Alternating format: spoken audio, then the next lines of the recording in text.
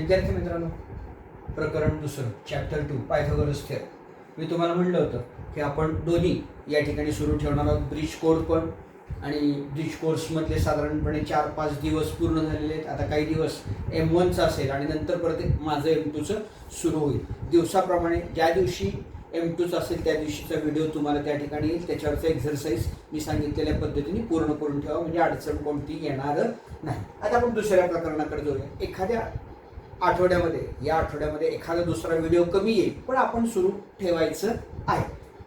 या प्रकरणामध्ये निश्चित काय शिकायचं आपल्याला? Pythagoras theorem. पायथागोरस नाव तर आपण 7वी-8वी पासून या ठिकाणी पाहिलेलं आहे, ऐकलेलं आहे किंवा तो थेरम वापरलेला आहे. याच्यामध्ये आपल्याला शिकायचं काय? What is mean by Pythagoras triplet, similarity and right angle triangles.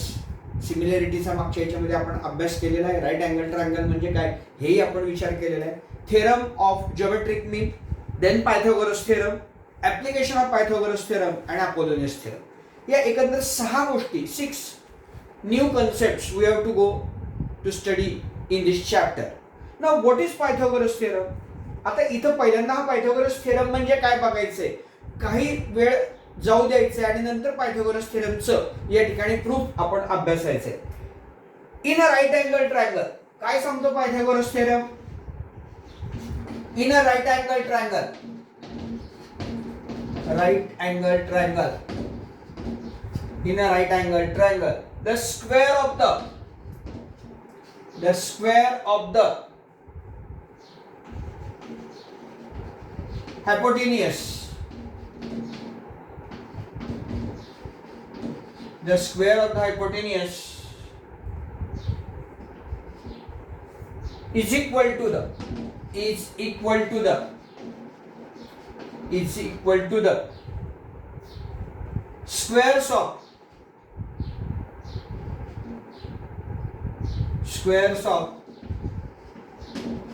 remaining two sides of the triangle. Two sides. In a right angle triangle, पहिल्यांदा इथे लक्षात घ्यायची की पायथागोरस थेरम हा फक्त आणि फक्त राईट अँगल ट्रायंगल साठी आहे. In a right angle triangle, समजा हा राईट अँगल ट्रायंगल आपण घेतलेला आहे. या ठिकाणी A, या ठिकाणी B आणि या ठिकाणी C. B हा या ठिकाणी राईट अँगल आहे. ABC, the square of the हायपोटेन्यूस. आपल्याला माहिती आहे 90 अंश कोनासमोरची जी बाजू असते त्याला हायपोटेन्यूस असं आपण म्हणतो. आणि रिमेनिंग साइड AB आणि BC. मग थेरम काय सांगतो आपल्याला?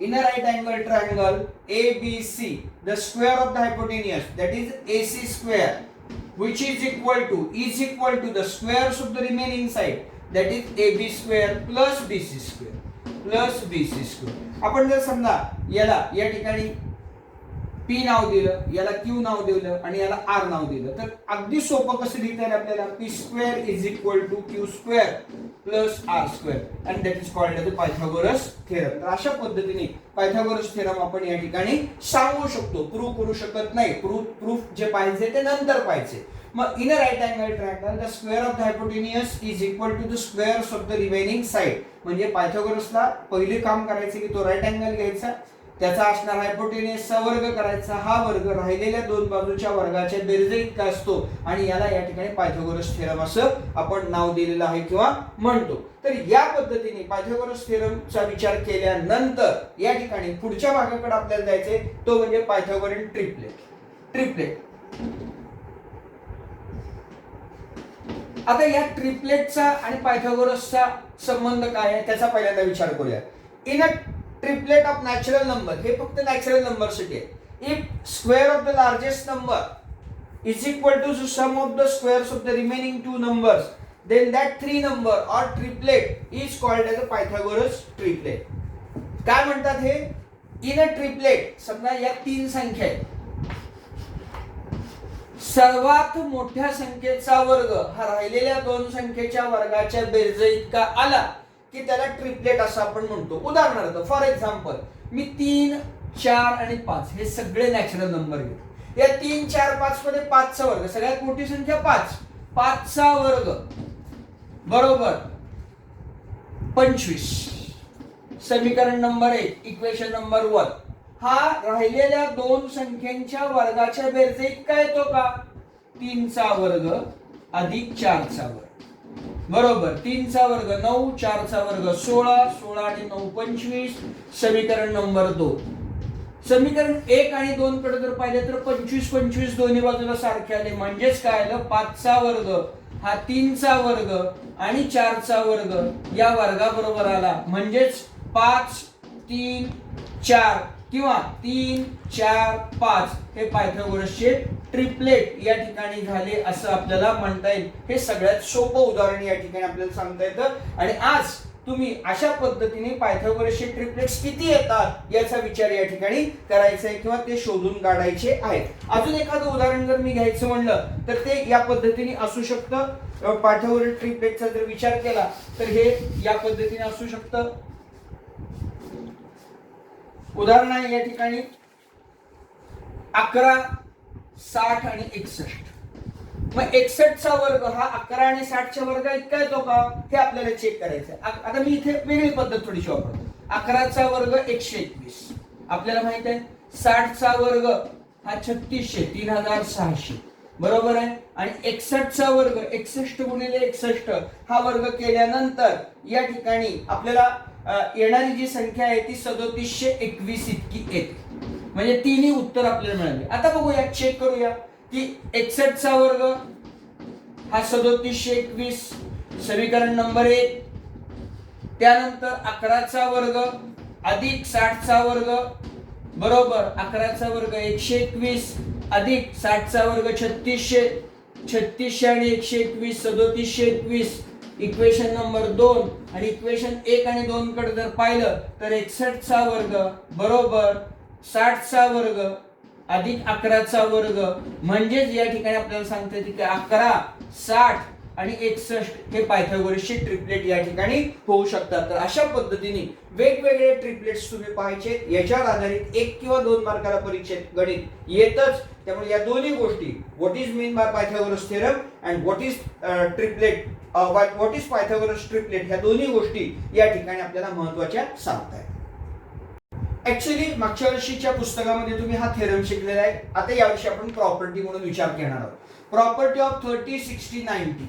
समजा जर या पद्धतीने ABC हा राईट अँगल ट्रायंगल असेल, 90 डिग्री इथे घेतला, A चं माप 30 असेल आणि B चं माप जर 60 अंश असेल तर या ठिकाणी याला 30 60 90 ट्रायंगल असं म्हटलं जातं. याची प्रॉपर्टी आपल्याला सांगता येते if acute angles of right angle triangle. आता इथे एक गोष्ट लक्षात घ्या, एकदा का एक ट्रायंगल आपण राईट अँगल ट्रायंगल घेतला की राहिलेले जे दोन कोन आहेत ते ॲक्यूट अँगल येणार, कारण ते लेस दॅन 90 डिग्रीज येणार. कारण आपल्याला माहिती आहे त्रिकोणाच्या 3 कोनांच्या मापाची बेरीज 180 अंश असते. म्हणून 90 अधिक 60 अधिक 30 म्हणजे 90 90 180 म्हणजे 190 आला की दोन कोन हे ॲक्यूट अँगलच या ठिकाणी येणार आहे. आता काय म्हणतायत हे प्रॉपर्टी काय सांगते, if acute angles of right angle are 30 and 60 degree आपण घेतलेले आहे, then the side opposite to 30 degree is half of the hypotenuse and side opposite to 60 degree is √3 divided by 2 times the hypotenuse. म्हणजे या ठिकाणी या त्रिकोणामध्ये जर विचार केला तर AC हायपोटेन्यूज झाला आणि 30 मापाच्या कोनासमोरची बाजू म्हणजे BC, 30 मापाचा कोन A पाशी आहे BC, याची किंमत जर काढायची झाली तर ते हायपोटेन्यूजचे निम्मी इतकी येते. आणि जर 60 मापाच्या कोनासमोरची बाजूची किंमत म्हणजे AB ची किंमत काढायची झाली तर ती AC च्या √3/2 पट इतकी आपल्याला आलेली आढळून येते. Therefore side opposite to 30 degree is equal to काय आहे, साइड BC त्याची किंमत 1/2 into AC because AC is the hypotenuse. So BC is equal to 1/2 AC हा फॉर्म्युला या ठिकाणी आपल्याला, कारण ही 30 अंश मापाच्या कोनासमोरची बाजू. Similarly side opposite to 60 degree is equal to 60 मापाच्या कोनासमोरची बाजू AB which is equal to √3 divided by 2 into AC. So that is AB is equal to √3 divided by 2 into AC and that is the answer. तर या पद्धती that is the property. या पद्धतीने या दोन प्रॉपर्टीचा आपल्याला विचार करायचा आहे. जर दिलेला जो राईट अँगल ट्रायंगल असेल त्याचं माप 30 90 60 किंवा 30 60 90 डिग्री असेल तर साइड अपोजिट टू 30 डिग्री 30 मापाच्या कोनासमोरची बाजू इथं BC आहे. ही BC बाजू 1/2 AC इतके येते कारण AC हा त्याचा हायपोटेनियस आहे त्रिकोणाचा म्हणून BC is equal to 1/2 AC and similarly side opposite to 60 degree 60 मापाच्या कोनासमोरची बाजू AB he √3 divided by 2 into AC that is hypotenuse. So AB is equal to √3/2 into AC.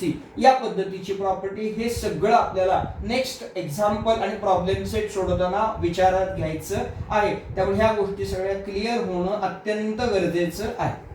अगोदरच्या भागात आपण 30 60 90 चा विचार केला. आता 45 45 90 चा विचार करणार आहोत. हा थेरम ही सुद्धा प्रॉपर्टी तुम्हाला मागच्या वर्षी या ठिकाणी झालेली आहे.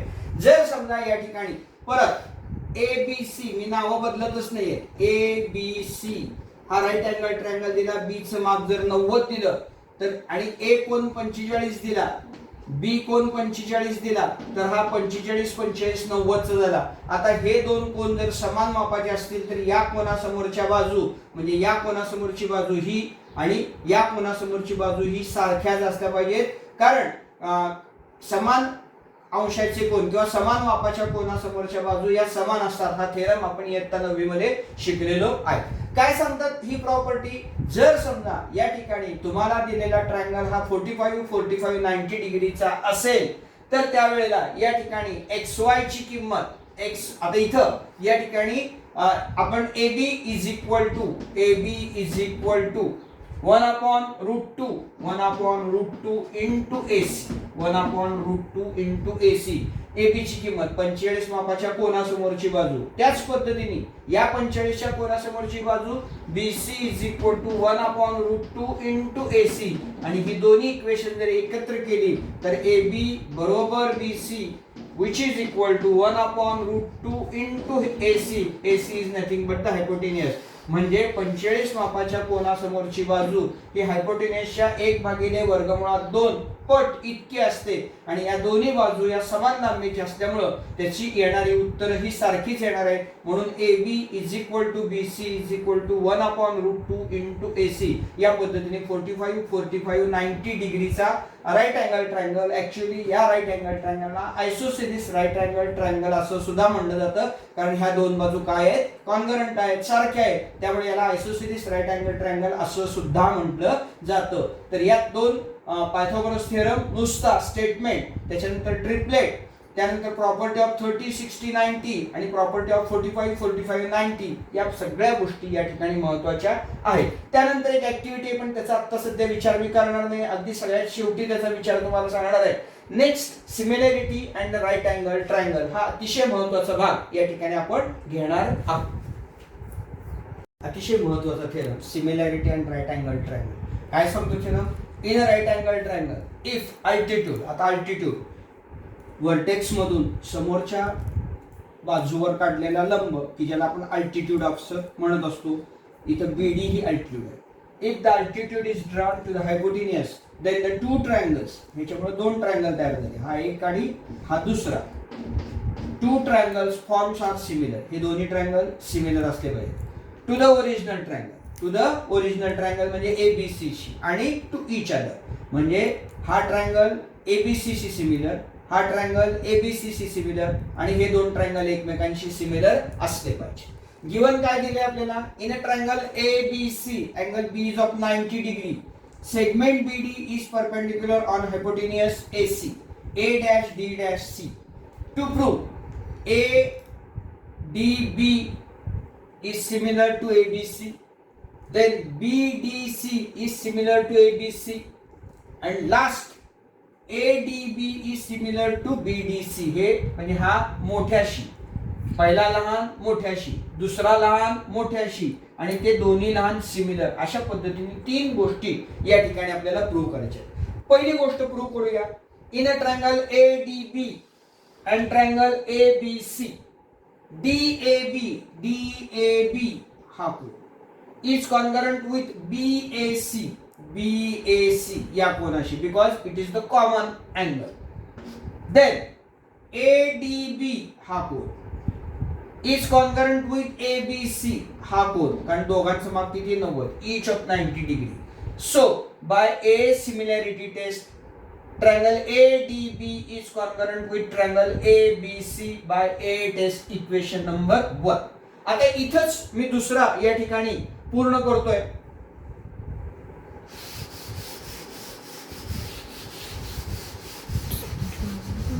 In a triangle दुसरा भाग घ्यायचा आहे आपल्याला, BDC and triangle ABC या ट्रायंगल मध्ये या ठिकाणी पहिलं angle BCD is concurrent with angle ACB बघा, BCD हा कोन आणि ACB हा कोन, हे दोन्ही कोन एकरूप आहे, common angle. Next angle BDC हा कोन 90 degree, BDC is concurrent with angle ABC. Again ABC, BDC हा 90 डिग्रीचा, ABC each of 90 degree, and therefore triangle BDC is similar to triangle ABC by AA test, AA similarity test, equation number 2. आता equation 1 मध्ये काय लिहिलेलं आहे, ADB is concurrent with ABC. 2 मध्ये काय लिहिलेलं आहे, BDC is concurrent नाही, similar to ABC, म्हणजे इथे ABC आहे, इथे ABC आहे. So from equation 1 and 2 we can directly write triangle ADB is similar to triangle BDC similar to triangle ABC by the property of transitivity.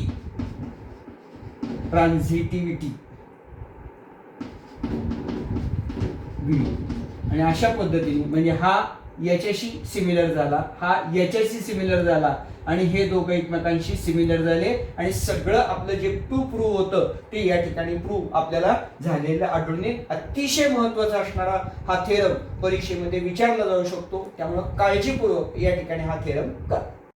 That is theorem on geometric mean. याच्यावर आधारित example परीक्षेमध्ये येतच. आतापर्यंत theorem कधी विचारलं नाही, पण example मात्र कायम विचारलं जातं. ते आपण प्रॅक्टिस सेट आणि प्रॉब्लेम सेट मध्ये पाहणार. काय थेरम आहे, in a right angle triangle perpendicular segment to the hypotenuse from the opposite vertex is the geometric mean of the segment into which hypotenuse is divided. काय म्हणतात हे, की दिलेला ट्रायंगल आहे राईट अँगल ट्रायंगल आहे. Right angle triangle च्या हायपोटेन्युस वर समोरच्या व्हर्टेक्स वरून परपेंडिक्युलर काढलेला आहे आणि हा परपेंडिक्युलर या ठिकाणी जॉमेट्रिक मीनचं काम करतो आणि हा जॉमेट्रिक मीन या ठिकाणी राहिले जो हायपोटेन्युस डिवाइड झालेला आहे दोन सेगमेंट मध्ये त्याच्या गुणाकाराच्या इतका असतो. अशा पद्धतीचं या ठिकाणी स्टेटमेंट आपल्याला दिलेलं आहे. एक्झॅक्टली काय प्रूव्ह करायचं आहे, तर given in a triangle PQR, angle PQR is of 90 degree, म्हणजे हा राईट अँगल ट्रायंगल झाला. QS is perpendicular on PR, हे दिलेलं आहे आपल्याला. We have to prove that QS square is equal to PS into SR. Actually PS आणि SR हे PR या हायपोटेन्युसचे दोन भाग या ठिकाणी झालेले आहेत आणि आपल्याला असं सिद्ध करायचं आहे की QS चा वर्ग हा PS into SR इतका असतो आणि याला जॉमेट्रिक मीन थेरम असं म्हटलं जातं. हे प्रूव्ह करत असताना आपण कशा पद्धतीने प्रूव्ह करणार आहोत, in a right angle triangle PQR QS is perpendicular on PR. Therefore QSR हा एक नंबरचा ट्रायंगल आणि PSQ हा 2 नंबरचा ट्रायंगल, हे दोन्ही ट्रायंगल हे सिमिलर आहेत कारण आत्ताच आपण सिद्ध केलेलं आहे सिमिलॅरिटी ऑफ ट्रायंगल्स मध्ये. मग जर दोन ट्रायंगल सिमिलर असतील तर सिमिलॅरिटीच्या प्रॉपर्टीनुसार त्यांच्या सगळ्या बाजू प्रमाणात आल्या पाहिजे. म्हणजे QS divided by PS is equal to SR divided by SQ is equal to QR divided by PQ. या बाजू सगळ्या प्रमाणात आल्या आहेत, पण आपल्याला गरजेचे एवढंच आहे म्हणून मी फक्त एवढंच घेतलेलं आहे. QS divided by PS is equal to SR divided by SQ. मी काय केलेलं आहे, QS डिवायडेड बाय PS काही बदल केले नाही आणि SR डिवायडेड बाय SQ आहे त्याच्याऐवजी QS लिहिलेलं आहे. क्रॉस मल्टिप्लिकेशन केलं, QS into QS is equal to PS into SR आणि शेवटच्या ओळीला लिहिलं QS square is equal to PS into SR आणि this property is called as a geometric mean. So segment QS is the geometric mean of PS and PR.